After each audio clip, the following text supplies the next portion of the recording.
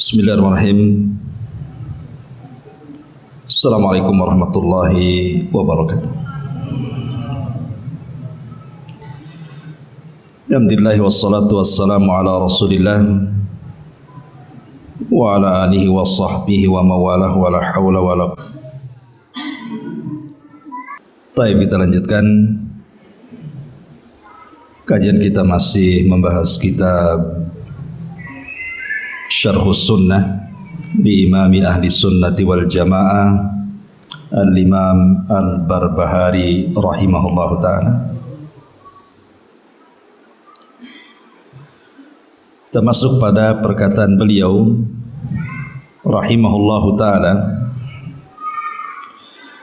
wa la tafarruda bis salati ala ahadin illa Rasulullah sallallahu alaihi wasallam wa ala alihi faqat. Dan tidaklah seseorang menyendirikan dengan salawat kepada salah seorang dan kepada keluarganya saja.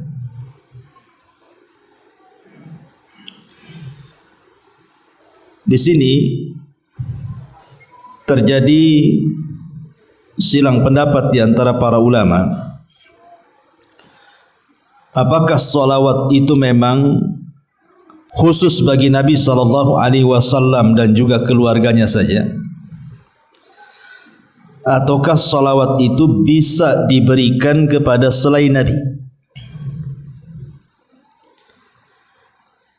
Al-Allamah Al-Imam Ibnul Qayyim rahimahullahu ta'ala.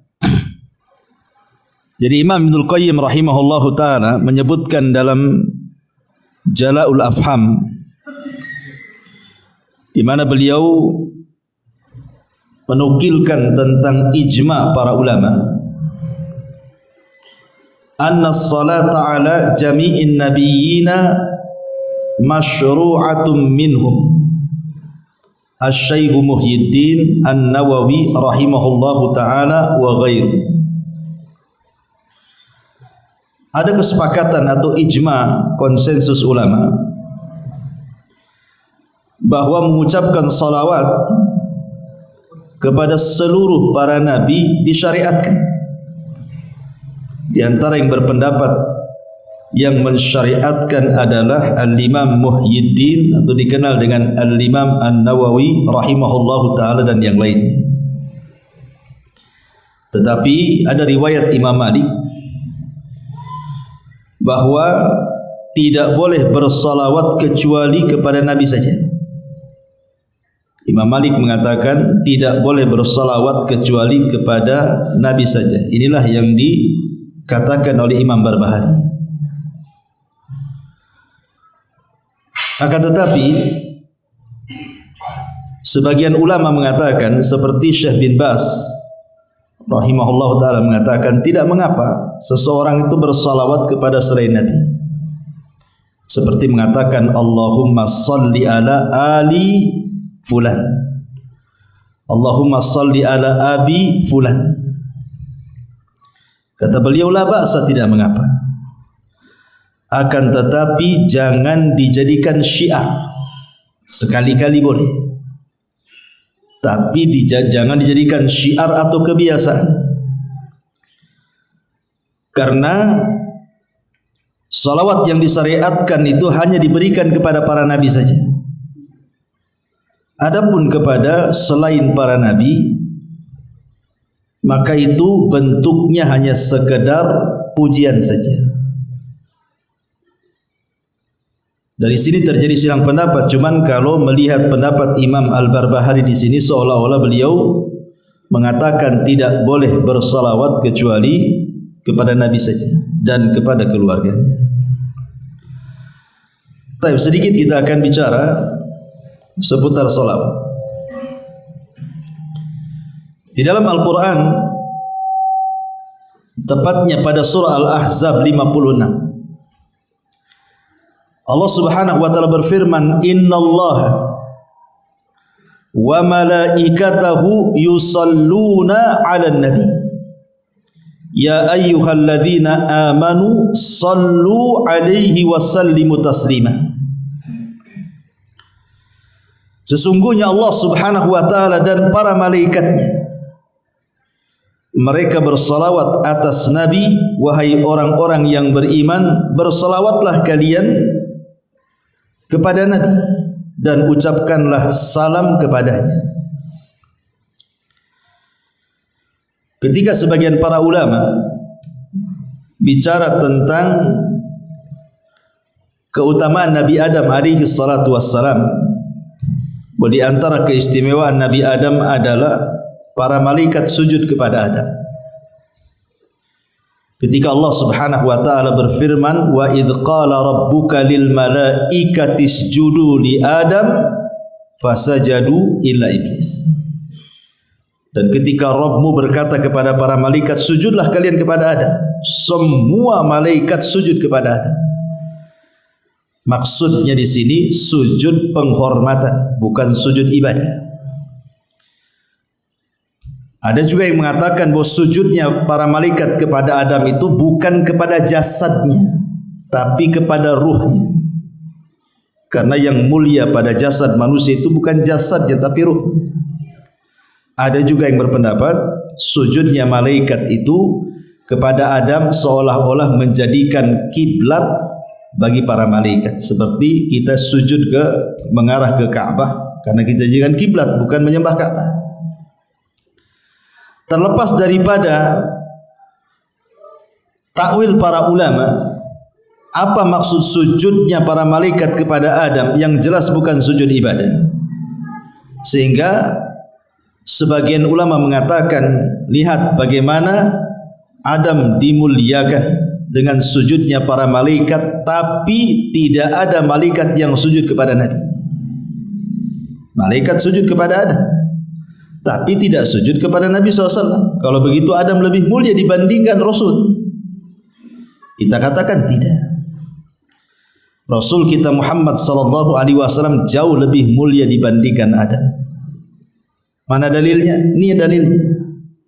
Innallaha wa malaikatahu yusalluna 'alan nabi. Sesungguhnya Allah dan para malaikatnya mereka bersalawat kepada Nabi. Secara bahasa, antum yang belajar bahasa Arab, sujudnya para malaikat kepada Adam itu cuma satu kali. Makanya menggunakan fi'lul madhi. Fi'il madhi, fasajadu, bukan fayasjudu, tapi fasajadu. Artinya sujudnya sudah lampau dan hanya dilakukan satu kali. Tetapi salawatnya Allah kepada para malaikat dan juga para malaikatnya kepada Nabi SAW adalah senantiasa terus menerus. Makanya menggunakan fi'lul mudhari, yusalluna, shalla yusalli, menggunakan fi'il mudhari. Dan fi'il mudhari itu di antara faedahnya adalah al-istimrar, terus menerus. Jadi bukan sekali saja bersolawat, tapi terus menerus bersolawat. Dan solawat lebih afdal, lebih mulia dibandingkan sujud. Ma'asyiral muslimin yang dimuliakan Allah Azza wa Jalla. Lalu apa yang dimaksud salawatnya Allah kepada Rasul dan salawatnya malaikat kepada Rasulullah sallallahu alaihi wasallam?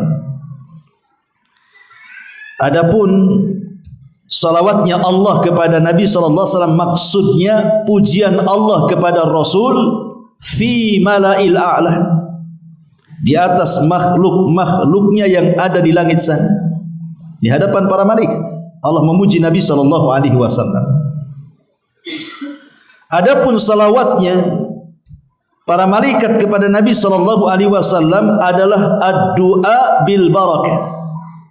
Para malaikat mendoakan Rasul dengan keberkahan dan juga istighfar, memintakan ampun akan dosa-dosanya.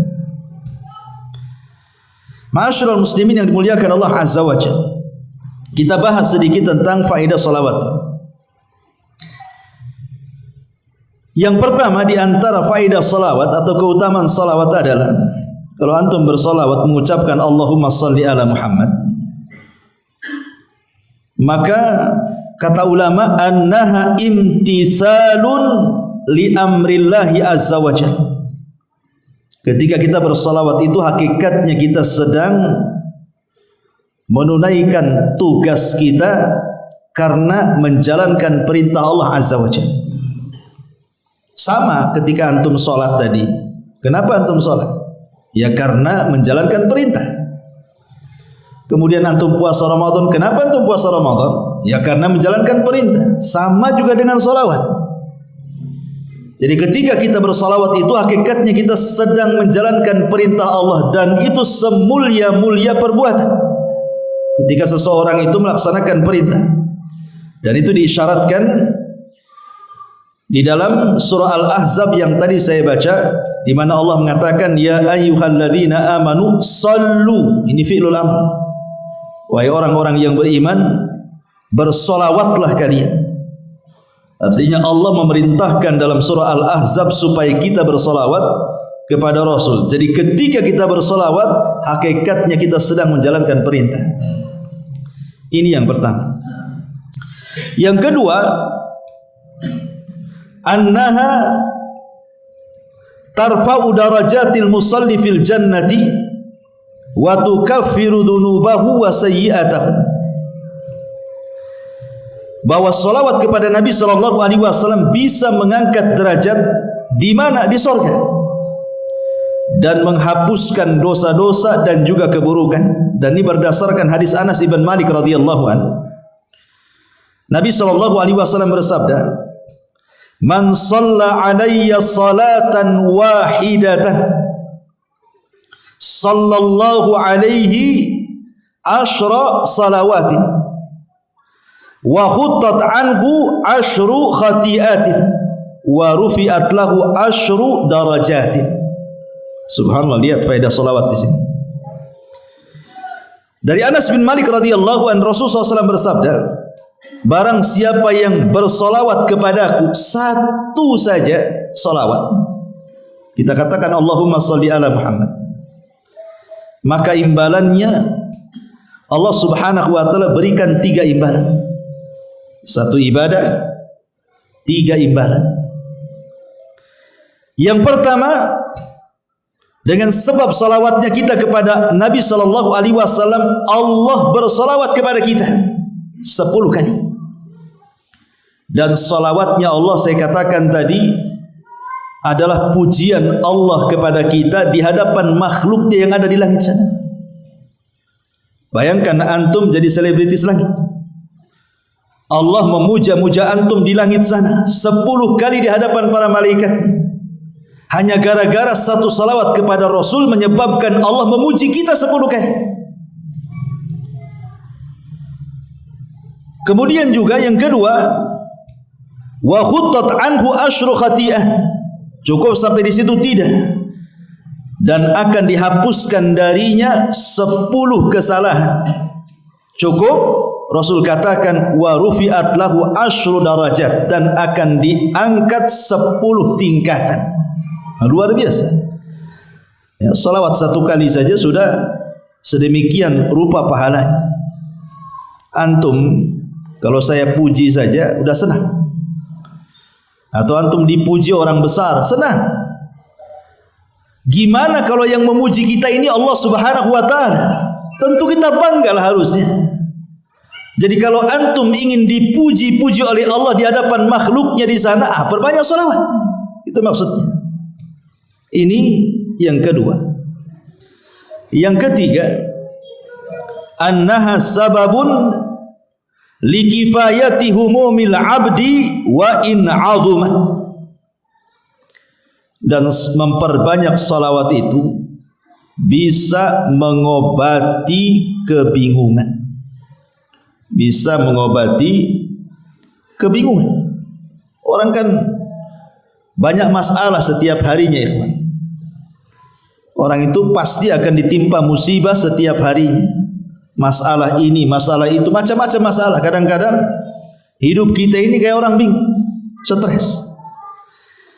Maka di sini dengan cara bersolawat, maka stres kita, bingung kita itu akan hilang. Dan itu berdasarkan hadis Ubay bin Ka'ab radhiyallahu an dari Nabi sallallahu alaihi wasallam ketika dia berkata kepada Nabi sallallahu alaihi wasallam, "Ya Rasulullah, inni uksiru salata alaika, fakam aj'alu laka min salati?" Faqala ma syi'ta. Qala qultu ar-rubu'. Qala ma syi'ta. Fa in zidta fa huwa khairun laka. Qultu nisf. Qala ma syi'ta. Fa in zidta fa huwa khairun laka. Qala qultu, dia mengatakan sulusaini. Qala ma syi'ta. Fa in zidta fa huwa khairun laka. Qultu aj'alu laka salati kulliha. Qala idzan tukfa hammuka wa yaghfiru laka dzambuk. Rawahu Tirmidzi. Jadi Ubay radhiyallahu an, Ubay ini seorang sahabat yang dipuji oleh Nabi sallallahu alaihi wasallam dan direkomendasikan diambil Qur'annya. Ubay bin Ka'ab ini seorang sahabat dari 4 sahabat yang direkomendasikan Rasul ambillah Al-Quran dari 4 orang. Salah satunya Ubay bin Ka'ab. Bahkan namanya pernah disebut oleh Allah Subhanahu wa ta'ala ketika kita membahas tentang asbab nuzul surah Al-Bayyinah.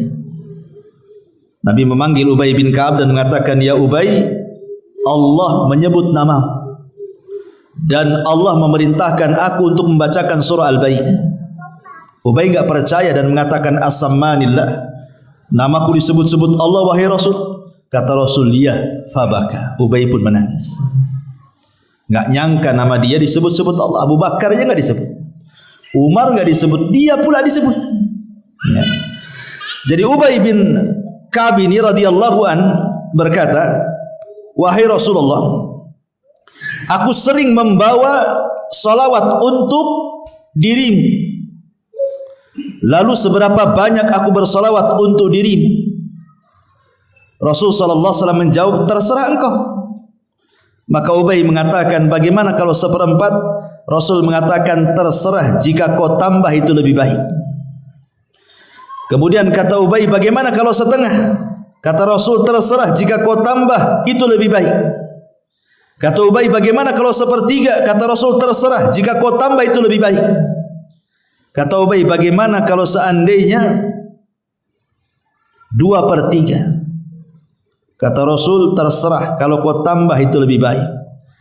Kemudian Ubay mengatakan, "Bagaimana kalau seandainya seluruh doaku aku baca salawat?" Maka Nabi SAW mengatakan, "Kalau begitu engkau dicukupkan dari dukamu dan dosa-dosamu akan diampuni Allah Subhanahu wa taala." Syahidnya di sini, idzan tufaham. Kalau begitu dukamu, stresmu, bingungmu akan dicukupkan Allah. Artinya akan dihilangkan. Coba saja kalau antum banyak masalah,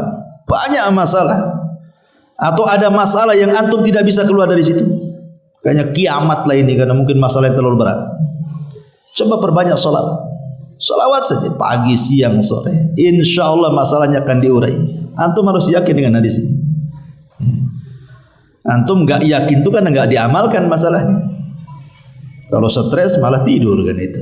Bangun tidur stres lagi lah. Gitu ya. Baik. Kemudian yang nomor 4, bahwa salawat kepada Nabi sallallahu alaihi wasallam annaha dalla ala mahabbatihi sallallahu alaihi wasallam. Jadi dengan memperbanyak salawat kepada Nabi sallallahu alaihi wasallam menunjukkan bentuk kecintaan kita kepada Rasul. Ingat kata Imam Ghazali rahimahullah dalam kitabnya Ihya Ulumuddin, dia mengatakan, "Man ahabba syai'an aktsara min dzikri." Kata Imam Ghazali, siapa yang mencintai sesuatu, pasti dia akan banyak menyebut-nyebut sesuatu yang dicintainya itu. Pasti itu. Kalau antum suka sesuatu, pasti akan disebut-sebut. Lah orang yang cinta kepada Nabi sallallahu alaihi wasallam, maka dia akan menyebut-nyebut orang yang dicintainya. Seperti antum cinta istri antum, tak mungkin antum menyebut-nyebut istri tetangga pula. Marahlah istri antum. Ya. Maka kalau seseorang itu cinta dengan Nabi sallallahu alaihi wasallam, dalam kaidah Imam Ghazali, man ahabba syai'an aktsara min dzikri. Siapa yang mencintai sesuatu, maka perbanyak menyebutnya. Maka seseorang yang memperbanyak salawat kepada Rasul itu tanda dia cinta dengan Nabi sallallahu alaihi wasallam. Sebab orang yang cinta itu kan senang, dan orang yang senang itu pasti akan menyebut-nyebut orang yang disenanginya. Makanya kisah Laila Majnun, si Majnun ini kalau datang malam hari dia senang dan menyebut-nyebut pacarnya. Kenapa? Karena malam itu dalam bahasa Arabnya Lailun, dan Lailun itu nama pacarnya si Majnun. Jadi kalau datang malam hari senang dia, karena pacarnya hadir di malam hari. Tapi kalau di siang hari enggak suka, karena bahasa Arab siang itu naharun, bukan nama pacarnya. Makanya dia Majnun, gila. Dia suka malam, tak suka siang. Sampai satu hari si Majnun ini berburu dia. Dari kejauhan adalah kijang atau menjangan gitu ya, dikejar sama dia, dipanah, tepatlah kena kakinya, jatuhlah kijang itu. Diambilnya pisau, udah didekati, tengok matanya, kok matanya sama dengan mata Laila, enggak jadi disembelih, dilepas lagi. Makanya Majnun, gila dia. Ya, hanya gara-gara matanya sama dengan nama pacarnya, tak jadi disembelih. Pergi kamu, katanya, karena matamu sama dengan mata kekasih. Itu orang cinta kan seperti itu. Lah orang yang cinta dengan Nabi SAW harusnya seperti itu, menyebut-nyebut namanya. Karena Nabi SAW sendiri mengatakan bahwa seseorang itu tidak dikatakan beriman. La yu'minu ahadukum, kata Rasul, hatta akuna ahabba ilaihi min walidihi wa walidihi wan nasi ajmain. Bahwa aku harus lebih kalian cintai dibandingkan anak kalian, dibandingkan orang tua kalian, bahkan dibandingkan seluruh manusia yang Anda cintai. Rasul harus lebih dicintai. Kalau antum lebih banyak menyebut nama istri, harusnya nama Rasul lebih banyak disebut, gitu maksudnya. Karena Rasul harus lebih dicintai dibandingkan pasangan kita. Ini yang keempat. Yang kelima, annaha sababun linaili syafa'atihi. Bahwa memperbanyak salawat itu sebab seseorang akan mendapatkan syafaat Nabi sallallahu alaihi wasallam. Nabi mengatakan dalam sebuah hadis yang dikeluarkan oleh Imam At-Tabrani, "Shalla alaihi ashran man shalla alaihi ashran idza asbah wa ashran idza amsa faza bi syafaatihi." Dari hadis Ruwaifi radhiyallahu anhu, barang siapa yang bersalawat kepada Rasul 10 kali di pagi hari, 10 kali di petang hari, maka dia sudah berhak mendapatkan syafaat Nabi. Dalam hadis yang lain, man qala Allahumma salli ala Muhammadin wa anzilhul maq'adal muqarrab indaka yaumal qiyamah wajabat lahu syafaati.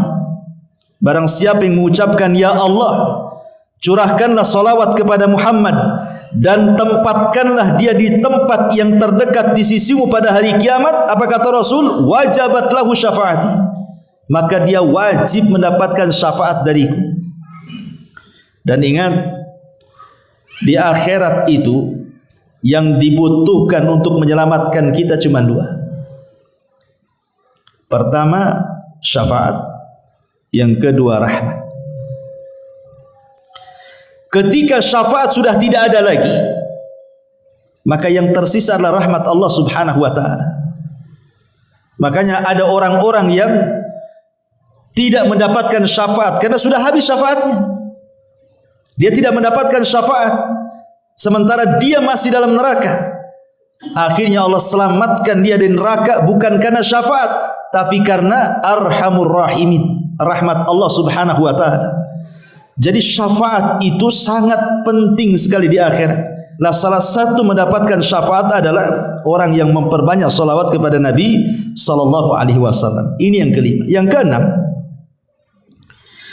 anna aulan nas bihi, orang yang paling berhak dengan Nabi sallallahu alaihi wasallam, bahkan aqrabuhum minhu yaumal qiyamah, yang paling dekat kedudukannya pada hari kiamat, aktsaruhum salatan alaihi, orang yang paling banyak mengucapkan salawat kepada Nabi sallallahu alaihi wasallam.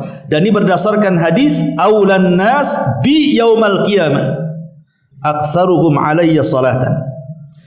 Manusia yang paling berhak dan dekat denganku pada hari kiamat adalah orang-orang yang memperbanyak salawat di dunia.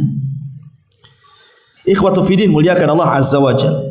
Di zaman Nabi sallallahu alaihi wasallam masih hidup, sahabat itu ingin dekat dengan Nabi sallallahu alaihi wasallam, bahkan ingin menyentuh, bahkan mengambil sebagian dari jasad Nabi sallallahu alaihi wasallam, seperti rambutnya disimpan dijadikan tabaruk berkah. Kadang-kadang Rasul meludah, ditangkap ludahnya, dioles-oles ke badannya. Apabila Rasul berwudu, bekas wudunya itu sampai perang untuk diambil sisa-sisanya. Bahkan ada seorang sahabat ketika Nabi SAW sedang sakit, kemudian dia minta qisas dan minta dibuka pakaian Rasul, dia pun membukanya, kemudian tidak jadi qisas, hanya ingin menempelkan kulit dia dengan kulit Nabi saja, karena keinginan kedekatan para sahabat dengan Nabi, gitu maksudnya.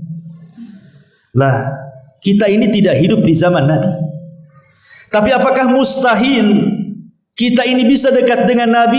Tidak. Bahkan ini sesuatu yang mungkin. Kapan itu? Ya kelak pada hari kiamat. Kapan lagi? Di dunia enggak mungkin kita ketemu dengan Nabi. Satu-satunya tempat berjumpa kita dengan Nabi adalah kelak pada hari kiamat. Lah, supaya kita lebih dekat dengan Nabi sallallahu alaihi wasallam, dalam hadis ini aulan nas bi yaumal qiyamah aktsaruhum salatan. Orang yang paling dekat dengan Nabi adalah orang yang paling banyak salawatnya kepada Nabi sallallahu alaihi wasallam. Ini yang nomor 5. Nomor 6. Inna salatal abdi wa salamahu tu'radu ala nabihi fi qabri. Sesungguhnya salawatnya seorang hamba dan ucapan selamat itu akan ditampakkan kepada Nabi dalam kuburannya. Jadi kalau saya mengucapkan Allahumma salli ala Muhammad, maka ada malaikat yang membawa salawat saya, kemudian dibawa ke kuburan Nabi. Kemudian malaikat ini menyampaikan, ya Rasulullah, Abu Humairah bersalawat kepadamu. Maka Nabi SAW akan membalas 10 kali lipat salawat saya.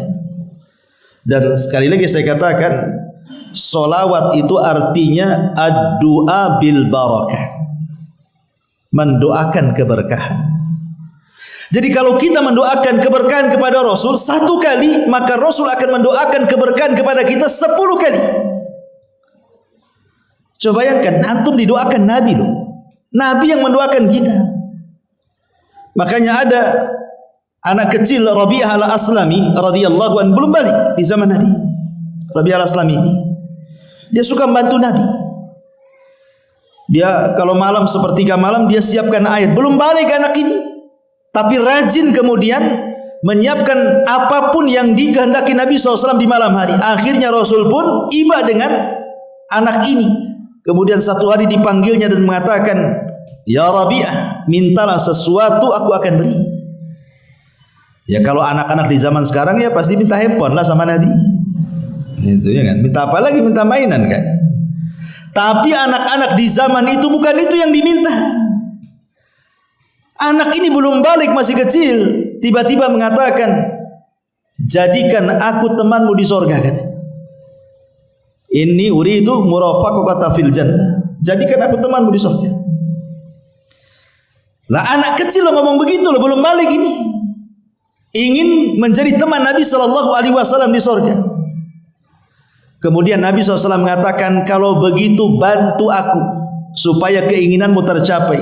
Dengan cara apa? perbanyaklah kau sujud. Perbanyaklah kau sujud, maksudnya perbanyak solat supaya cita-citamu tercapai satu surga denganku, gitu maksudnya. Ini anak belum balik kan, luar biasa tuh permintaannya. Maksudnya di sini dengan hadis Rabi' al-Aslami ini, bahwa kalau kita ingin mendapatkan kemuliaan, maka salah satunya adalah meminta doa Nabi sallallahu alaihi wasallam. Lah caranya gimana? Nabi sudah enggak ada. Kalau kita datang ke kuburannya juga mustahil. Ngomong apa di kuburannya? Maka yang memungkinkan adalah salah satunya cukup antum di rumah, di masjid, di jalan, bagi ibu-ibu mungkin di dapur, terserah di mana saja. Cukup mengucapkan salawat Allahumma salli ala Muhammad. Salawat kita di bawah malaikat sampai ke kuburan Nabi disampaikan. Habis itu Nabi SAW mendoakan kita 10 kali lipat dari salawat kita. Kita mendoakan kebaikan kepada Rasul 1 kali, Rasul mendoakan keberkahan 10 kali. Coba bayangkan, luar biasa ya, ya. Itulah keajaiban salawat. Taib asyrul muslimin yang dimuliakan Allah Azza wa Jalla. Kemudian nomor 7, annaha sababun fi istijabati du'ai. Bahwa salawat itu sebab seseorang bisa memungkinkan untuk cepat dikabulkan setiap permintaannya. Dari Fadalah Ibn Ubaid radhiyallahu an, dia mengatakan Nabi SAW satu hari mendengar ada seseorang dalam solatnya dia tidak bersolawat kepada Nabi SAW. Jadi ada orang solat kemudian berdoa, Nabi dengar, tapi dalam doanya tidak menyertakan solawat. Jadi sami'an Nabi SAW rajulan yad'u fi salatihi falam yusalli ala Nabi. Apa kata Nabi SAW? Ajilah hada, tergesa-gesa orang yang berdoa. Thumma da'ahu faqala lahu, kemudian Rasul memanggil laki-laki itu dan mengatakan kepadanya, idza shalla ahadukum falyabda bitahmidillahi wassana alaihi thumma liyusalli ala nabi sallallahu alaihi wasallam thumma la yad'u ba'du bima sya'a, kata Rasul. Sini, kalau engkau berdoa, 1, mulailah dengan pujian kepada Allah. 2, bersalawatlah kepada Nabi sallallahu alaihi wasallam, kemudian berdoalah sesukamu. Jadi Nabi sallallahu alaihi wasallam mengajarkan kepada kita bagaimana kaifiah doa. Tentu yang dimaksud doa di sini doa masalah. Karena doa itu kan ada 2. Ada doa ibadah, ada doa masalah. Kalau doa ibadah itu ya doa rutinitas antum. Doa mau tidur itu yang dibaca, besok itu lagi yang dibaca. Doa pada tidur itu juga yang dibaca. Masuk WC itu juga yang dibaca. Itu namanya doa ibadah. Doa yang dibaca secara rutinitas itu disebut doa ibadah. Dan setiap ibadah itu ada doa ibadah. Ketika antum sholat, ketika antum baca Quran, ketika antum puasa, di balik ibadah itu ada doa ibadah. Karena tujuan antum sholat supaya berdoa, sholatnya diterima kan itu. Sholatnya berpahala. Tetapi yang dimaksud di sini adalah doaul masalah. Doa ketika antum ada masalah. Ketika usaha antum gulung tikar, ada masalah keluarga, ada masalah dengan anak, ada masalah dengan orang tua, ada masalah di kantor, macam-macam. Itu namanya doa masalah. Lah itulah doa masalah. Kalau antum meminta ingin masalah-masalah antum dihilangkan saat berdoa itu, jangan tinggalkan 2 perkara. Pujian kepada Allah, salawat kepada Rasulullah, baru meminta penyelesaian. Itu maksudnya. Ya. Ini yang nomor 7. Nomor 8. Annaha min alamati tauqirihi sallallahu alaihi wasallam wa min dalailil iman. Jadi memperbanyak salawat itu tanda kita ini menghormati Nabi, memuliakan Nabi sallallahu alaihi wasallam, dan itu dalil dari keimanan kita kepada Nabi sallallahu alaihi wasallam. Berdasarkan surah Al-Fat ayat 9, litu'minu billahi wa rasulihi wa tu'azziruhu wa tuwaqqiruhu wa tusabbihuhu bukratan wa asila. Hendaklah kalian beriman dengan Allah, dengan Rasulnya, memuliakan, menghormati dan bertasbihlah di waktu pagi dan waktu petang. Kemudian yang nomor 10, annaha sababun li tayyibil majalis atau li tibil majalis wa alla ta'uda hasratan ala ahliha yaumal qiyamah. Dan salawat kepada Nabi itu untuk memperbaiki majlis, bahkan supaya majlis itu tidak menjadi kerugian kelak pada hari kiamat. Jadi kalau antum ngobrol, sebelum ngobrol entah ngobrol berdua atau bertiga di warung kopi gitu ya, atau antum mungkin ngobrol dengan tetangga di teras atau di manalah, maka jangan lupa selipkan salawat. Allahumma sholli ala Muhammad, baru ngobrol. Ya. Karena begini, Nabi SAW mengatakan dalam sebuah hadis, Nabi SAW mengatakan, hadis dari Abi Hurairah radhiyallahu anhu yang disahihkan oleh Syekh Nasiruddin Al-Albani rahimahullah taala, ayyuma qaumin jalasu fa atalul julus thumma tafarraqu qabla an yadhkurullaha aw yusallu ala nabiyhi kanat alaihi tiratan minallahi azza wa jalla in syaa adzabahum wa in syaa ghafara lahum. Tidaklah sekelompok orang duduk-duduk di satu majlis, kemudian mereka bangkit dari majlis tersebut tidak berzikir kepada Allah, tidak membaca salawat kepada Nabi sallallahu alaihi wasallam, melainkan majlis itu adalah majlis yang cacat dan kerugian pada hari kiamat. Kalau Allah mau, Allah akan azab gara-gara majlis itu, dan kalau Allah mau, Allah ampuni gara-gara majlis itu. Bayangkan, ya. Orang kalau bermajlis dulu bertiga, berempat atau rame-rame, kemudian antum baca salawat, maka pahalanya luar biasa. Majlis itu jadi berkah. Majlis yang tidak berkah jadi berkah. Itu kan kebaikan luar biasa. Kemudian yang nomor 11, annaha sababun lisabati ala sirat. Memperbanyak salawat adalah sebab seseorang itu akan mampu menyeberangi titian siratal mustaqim. Dalam hadis yang panjang, kata Nabi SAW, wa ra'aitu rajulan min ummati yazhafu ala sirat yahbu ahyanan wa yata'allak ahyanan faja'athu salatuhu alayya fa aqamathu ala qadamaihi wa anqadathu. Kata Nabi SAW, aku melihat orang yang sedang melewati titian itu. Terkadang dia jatuh, terkadang terbangun, jatuh lagi, terbangun lagi. Tiba-tiba datang solawatnya. Ketika di dunia banyak bersolawat, nanti solawat itu akan datang pada hari kiamat dan akan berdirikan kita ketika jatuh. Dia yang akan memapah kita dan akan menyelamatkan kita dari titian siratal mustaqim. Fa anqadathu, salawat itu akan menyelamatkan kita dan akan melalukan kita dari titian siratal mustaqim. Subhanallah, luar biasa. Ingat, 3 tempat orang itu tidak akan bicara pada hari kiamat. Kenapa? Karena orang itu sibuk masing-masing, tidak mungkin ingat orang lain. Kata Aisyah radhiyallahu anha, ketika Nabi SAW berada di pangkuan pahanya, kemudian tertidur, Aisyah menatap wajah Nabi. Ketika ditatapnya, tiba-tiba Aisyah menangis. Tetesan air matanya menetes persis di pipi Nabi. Sontak Nabi bangun, duduk, ditatapnya Aisyah. Kemudian mengatakan, ya Aisyah, lima tabki wa lima dum. Kenapa kau menangis dan apa itu air mata yang kau lelehkan dari pipimu?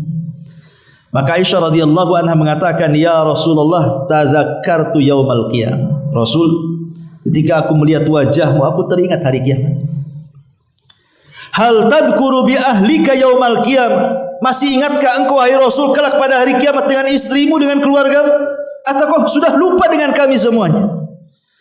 Maka Nabi SAW mengatakan, amma fi salasati mawatin fala yadhkuru ahadun ahada. Adapun di 3 tempat orang tidak mungkin ingat siapapun. Kemudian Nabi SAW mengatakan, 1 di tempat penyeberangan titian siratal mustaqim, orang tidak akan ingat siapapun. Yang diingatnya bagaimana caranya dia bisa nyeberang dari situ. Yang kedua, inda tatayur suhuf, ketika lembaran diterbangkan. Orang tidak akan ingat siapapun sampai dia mampu mengambil catatannya dengan tangan kanannya dan tidak dengan tangan kirinya. Kemudian yang ketiga, indal mawazin, saat di tempat penimbangan amal, orang tidak akan ingat siapapun sampai betul-betul kebaikannya lebih berat dibandingkan keburukannya. Artinya bahwa ketika seseorang tidak ingat apapun saat menyeberang titian Shiratal Mustaqim, berarti kondisi menyeberang itu sangat menakutkan karena fokus dia, nggak ingat siapapun. Makanya Nabi SAW ketika menyeberang titian itu, beliau berdiri di ujung titian. Setiap ada umatnya yang lewat, dia mengatakan, Rabbi salim salim, ya Rabb selamatkan dia, selamatkan dia. Karena hari itu tidak ada yang bicara kecuali Nabi. Nah, salah satu yang bisa menetapkan perjalanan kita di titian itu adalah dengan memperbanyak salawat kepada Nabi SAW. Kemudian yang nomor 12, Annallaha yukhrijul musalli ala nabihi minadh dhulumati ilan nur. Bahwa dengan memperbanyak salawat kepada Nabi sama dengan Anda dikeluarkan dari kegelapan menuju cahaya. Dan itu berdasarkan firman Allah Azza wa Jalla, huwallazi yusalli alaikum wa malaikatahu liyukhrijakum minadh dhulumati ilan nur. Dialah yang bersalawat kepada kalian dan para malaikatnya untuk mengeluarkan kalian dari kegelapan menuju cahaya. Maksudnya dari kesesatan kepada petunjuk, ya, dari tidak tahu menahu, kejahilan kepada ilmu. Jadi memperbanyak salawat itu mencerdaskan. Kemudian juga yang nomor 13, annaha sababun li ibqa'i dzikril hasanil abdi. Bahwa dengan bersalawat itu menyebabkan tetapnya penyebutan kebaikan kepada seorang hamba. Dan tadi saya sudah sebutkan, orang yang banyak bersalawat, Allah akan sebutkan kita di hadapan para malaikatnya dengan kebaikan. Dan itu kebanggaan bagi kita. Allah memuji kita loh di hadapan para malaikat, ya. Kemudian yang nomor 14, annaha sababun lidawami mahabbatihi wa ziyadatiha. Bahwa salawat itu untuk mendawamkan kecintaan kita kepada Rasul dan juga menambah kecintaan kita kepada Nabi SAW, termasuk juga sebab seseorang itu tidak dianggap bakhil. Mungkin dalam benak kita ketika bicara soal bakhil, pasti konotasinya orang itu kalau kita mau pinjam uang tak kasih, bakhil dia gitu. Pinjam modal tak kasih, bakhil itu. Itu kaya tapi tak pernah kasih-kasih orang. Itu mungkin konotasi kalau kita bicara soal bakhil. Tetapi sebenarnya di sana ada orang yang dikatakan sangat bakhil, lebih bakhil daripada orang enggak pernah bantu orang. Apa itu? Ketika disebutkan nama Nabi, antum tidak bersalawat. Maka kata Rasul itu abkhaluna, sebakhil-bakhilnya manusia. Apabila nama Rasul disebut, antum diam saja. Antum sebakhil-bakhilnya orang bakhil. Ya, orang yang tidak pernah bantu orang padahal dia mampu itu dikatakan bakhil. Tapi ini bukan sebakhil-bakhilnya orang bakhil. Tapi sebakhil-bakhilnya orang bakhil ketika antum tidak mau menyebut nama Nabi atau mendengar nama Nabi tapi tidak mau menjawab salawatnya. Na'udzubillah. Ya, sudah hasan. Subhanallah bihamdika, asyhadu an la ilaha illa anta, astaghfiruka wa atubu ilaik. Allahu ta'ala. Assalamualaikum warahmatullahi wabarakatuh.